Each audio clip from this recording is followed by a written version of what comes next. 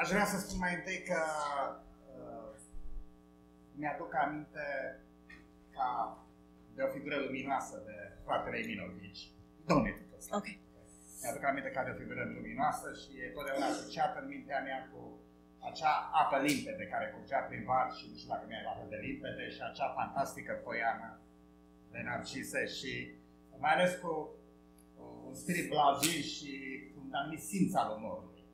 L-am întrebat dacă e rudă cu Eminescu.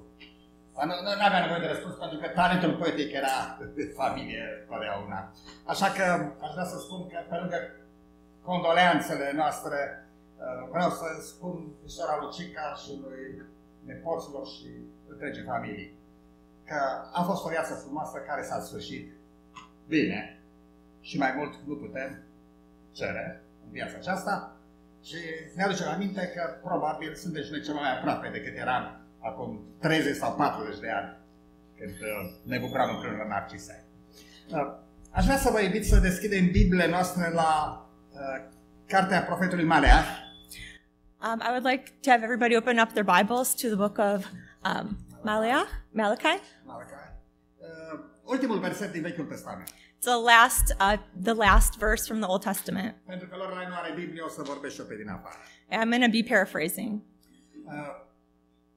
Iată că voi trimite pe profetul Ilie. I will send the prophet Elijah înainte ca să vină ziua Domnului. Before the coming of Christ. El va întoarce inimile părinților spre copii. He will turn the hearts of the parents towards the children. Mă opresc aici. I'll stop here. Și aceasta este propoziția principală din frază. And this is the main sentence in this phrase. El va întoarce inima părinților spre copii.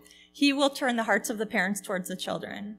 Nu inima copiilor spre părinți. Not the hearts of the children towards their parents. Nici măcar nu spune inima poporului spre Dumnezeu. He doesn't even say the hearts of the people towards God.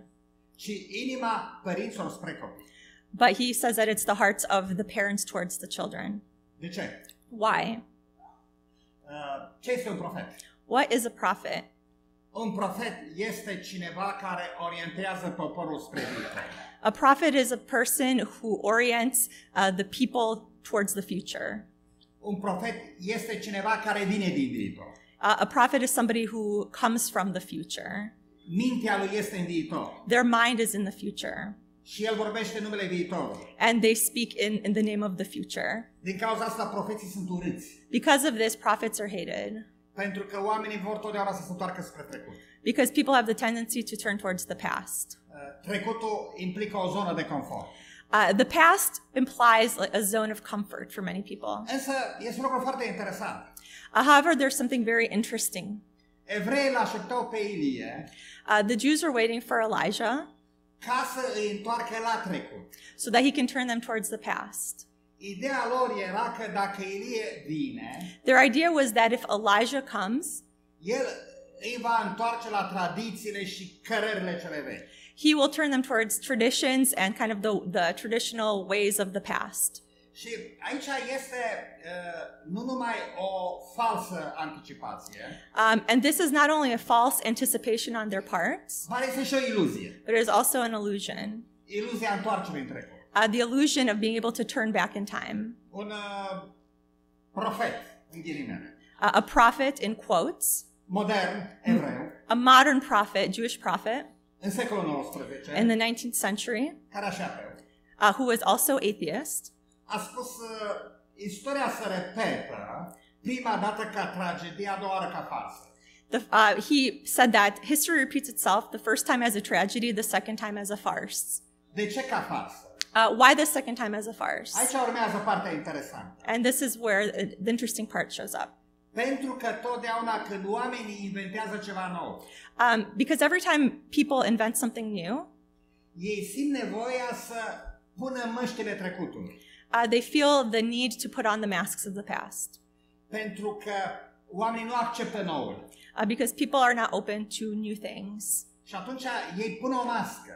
And then therefore they put on a mask. Îmbracă un costum. They put on a costume or clothing. Folosesc alte slogane. They use certain slogans or phrases împrumutate din trecut. that were borrowed from the past. Pentru că oamenii zic, oh da, e trecutul, e bine, ne întoarcem în trecut. Because people find a sense of comfort in turning to the past. Dar, de fapt, ei ne îndreaptă spre viitor. But ultimately, they take us towards the future. Trecutul e doar o farsă. The past is only a farce. Gândiți-vă la Ilie. Think about Elijah. Ilie repară altarul lui Jehova. Elijah repairs the altar of Jehovah. Și poporul se întoarce la Jehova. And the people turn to Jehovah. Iluzia noastră citind Biblia Our illusion in reading the Bible este că poporul s-a întors în trecut. is that the people turn to the past, or the Israelites turn to the past, La patriarh, towards the patriarchal times, la timpul lui Moise și Iosua. to the times of Moses and Joshua. Iluzie. An illusion.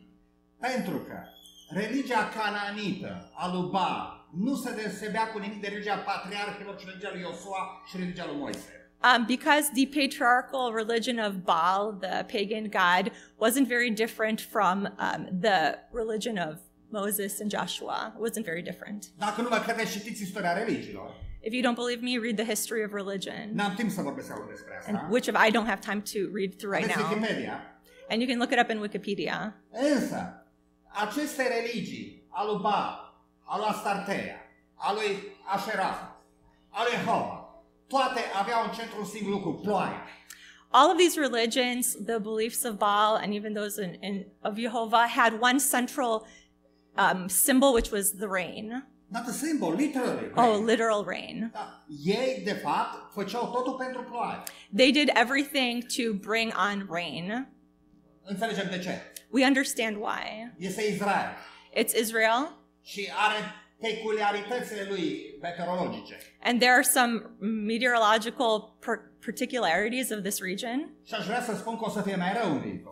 and things would get worse in the Pe future. măsura încălzirii globale, rezervele de apă în Israel vor scade cu 60%. In the future, the water reserves in Israel are going to fall in 60% because of global climate change. Sunt curios cum va reacționa poporul în Israel atunci. I'm curious in the future when this will happen, how the Israelis will deal with this problem. Israel este un stat orientat spre viitor. Israel is a state that is oriented towards the future. Deja pregătește tehnologic confruntarea cu încălzirea globală. They're already preparing technologically, like confronting this crisis. Dar sunt oameni ai trecutului. But in a way, they are people of the past. Vor veni și vor spune, trebuie să rezidim templu, altarul lui Jehova, să facem jertfe. They will come and say things like, we have to erect the temple of Jehovah and other kind of traditional thoughts, Și să-i omorâm pe cananiți. and to eliminate the Canaanites. Și bineînțeles că în Statele Unite sunt de ordinul milioanelor, zecelor de milioane, care vor spune că au dreptate și așa trebuie făcut. And there are many allies in the United States, tens of millions of people that will agree with this. Însă, aș vrea să mă întorc la ideea religiei care se centra pe jurul ploii. However, I would like to turn to the idea of the religion that kind of constructs itself around the idea of rain. Nu e nicio diferență între cultul lui Baal și cultul lui Jehova când te interesează să plouă. There isn't much difference between the cult of Jehovah and the cult of Baal when your objective is to bring about rain. Erau aceia psalmi, aceeași morală, același ritual. In a way, they were the same psalms, the same belief systems, kind of the same rituals. Templul lui Baal arăta ca acela lui Jehova. The temple of Baal looked very similar to that of the temple of Jehovah. Jertfele erau la fel. The sacrifices were the same. Doar numele diferea. Only in name there was a difference. Însă reforma lui Ilie nu a constat în ploaie. However, the reform of Elijah did not consist of just the aspect of rain. Trebuie să trecem mai departe cu două capitole în cartea a doua împăraților. So we have to go 2 books forward to the book of Kings, the second Kings. Și vedem că reforma lui Ilie a constat în faptul că a înțeles că Dumnezeu nu constă nici în ploaie, nici în foc, nici în cutremur. Elijah's reform consisted in the thought that God... Can you repeat the second part? God does not consist in rain, fire. Right. So God does not consist in these kind of rain, fire, earthquake, these earth-related events. Dumnezeu, ni se spune, i s-a descoperit lui Ilie în românește, un susur blând și liniștit. So, Okay. I'm not sure how to translate Okay, this. no problem. It's an idiomatic phrase. Vă dau termenul în ebraică, I'll give you the term in Hebrew pentru că traducerea română este greșită. because the Romanian translation isn't very accurate. Adică încearcă să facă ce poate. Traducerea în ebraică însemnează o liniște adâncă. So the translation of this phrase in Hebrew is a deep, profound quietness or peacefulness. E o expresie lăuntrică. It's like an internal state of being. Asta e ploaia. This is the rain. Asta e Duhul. This is the Spirit. Asta e focul, dacă vreți. This is the fire, if you Asta e will. cutremurul. And this is the earthquake. Înăuntru. It is symbolic of like what is experienced on the inside. Și Iisus a răsturnat toată tradiția iudaică. And Jesus turned over all of the Jewish traditions Când a spus că Dumnezeu dă ploaie peste cei buni și peste cei răi. when he said that God brings forth rain over the good and the bad. Toată religia Vechiului Testament All the religion of the Old Testament e bazată pe ideea că dacă ții legământul, Dumnezeu va da ploaie. is based on the idea that if you keep the covenant, God will provide the rain. Uneori l-au ținut, alteori l-au călcat. Some people followed through on this, others did not. Dar clima a rămas aceeași. But kind of the climate of this, the idea stayed the same. Însă, Iisus a spus, religia nu are nicio legătură cu ploaia. However, Jesus said religion has no connection with the rain. Nici morala nu are nicio legătură cu ploaia. Even morality doesn't have a connection with this symbolic rain. Prin rugăciune nu poți schimba influența ploaia. Through prayer, you cannot change the influence of this concept of rain. Iisus niciodată nu s-a rugat pentru ploaie. Jesus never advocated for this rain. Dar interesant că creștinii au păstrat această idee că nemulțumirea lui Dumnezeu se manifestă prin secetă și mulțumirea lui se manifestă prin ploaie. So Christians have held on to this idea that God's unhappiness with his people manifests itself through drought, and his happiness with the people manifests itself through rain. Și mi-aduc aminte în 1990, And I remember that in 1990, când creștinii din România s-au întors la Dumnezeu when the Christians in Romania turned towards God, și guvernul s-a făcut creștin, the government, and the government became quote-unquote Christian, și au distrus infrastructura de irigație a țării, and they destroyed the irrigation infrastructure of the country, care era fantastică, which was supposedly very good, pentru că de acum ne încredem în Dumnezeu. out of this idea that moving forward, we now believe in God's providence. Și au tăiat și pădurile, They cut down forests pentru că Dumnezeu e cel care dă ploaie. because God is the one who provides the rain. Și când a plouat, au scos moaștele pe stradă. And when it rained, Relics. when They make processions au făcut procesiuni cu relicte. okay, so they did marches with relics, religious relics, Exact, aha. Pentru că am nămoșit ideea asta că Dumnezeu dă ploaie. because we've inherited this idea that God provides the rain. Iisus a spus nu. And Jesus said, no, N-are nicio legătură. there's no connection between these two. Dumnezeu dă ploaie peste cei buni și peste cei răi. That God gives the rain to the good and the Deci bad. nu poți influența prin So you comportament. don't have an influence through your own behavior. Aș vrea să mergem să mai departe. I would like to go a little bit further. Luați de exemplu Reformațiunea. Take, for example, the Reformation. Reformațiunea n-a fost să o întoarce la Biserica Apostolică. The Reformation wasn't a turn towards the Apostolic Church. A fost un pas înainte din Biserica Catolică. It was a step forward from the perspective of the Catholic Church. Sigur că protestanții au justificat ne întoarcem la Biserica Catolică. Certainly, the Protestants, they justified the return to the Catholic faith, the Apostolic Church, Pentru că trebuiau să pună masca trecutului. because they had to put on a mask of the past. Dar de fapt era un pas înainte. But it actually was a step forward. O biserică în care fiecare creștin e papă. A church in which every member was in a way a pope. Asta a fost protestantismul. This was Protestantism. Și pentru că am vorbit despre asta, And because we've discussed this, vreau să fac o paranteză. I would like to make a side note. Vreau să dau un răspuns cuiva care acum 2 săptămâni mi-a pus o provocare pe YouTube, pe forum la YouTube. I want to respond to somebody who made or asked a question or made a comment on YouTube. Nu te super, mă rog. Mi-a spus că femeia nu trebuie să vină la amor. The person said that a woman shouldn't be standing at the pulpit. No, it's Da. Și aș vrea să spun un lucru. And I would like to say something. Nu numai că femeia nu are voie la amor.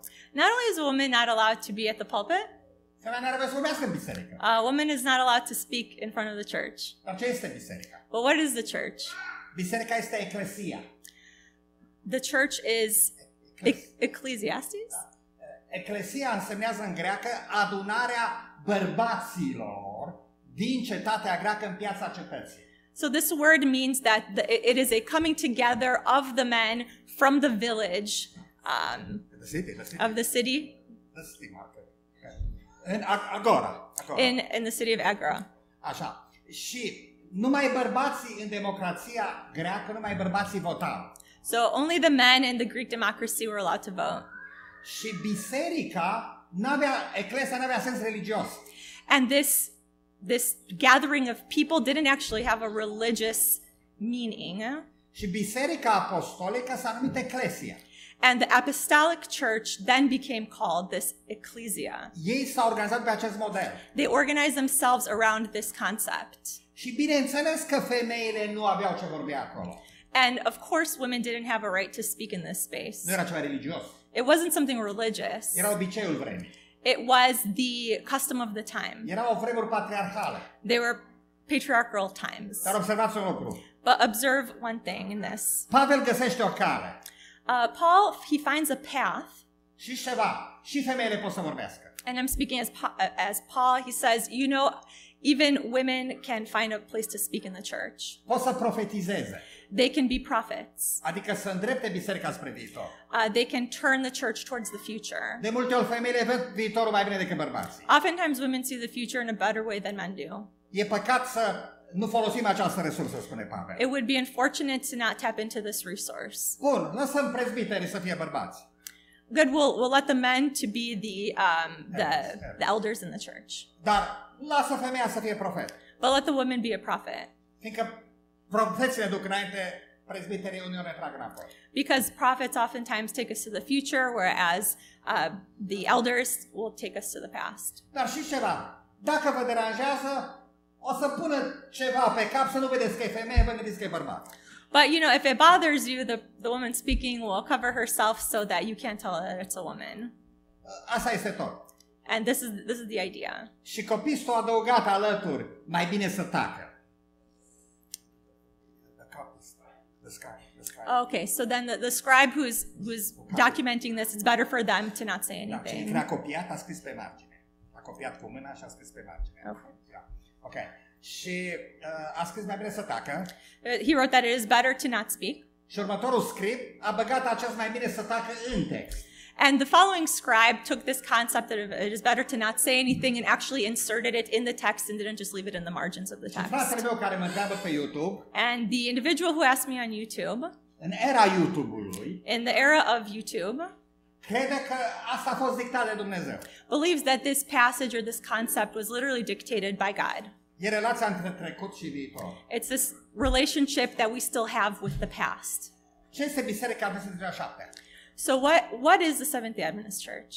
Știți că Biserica Adventistă a apărut în contextul unei mișcări numite restauraționism. The Seventh-day Adventist Church appeared within this historical context of the Restoration.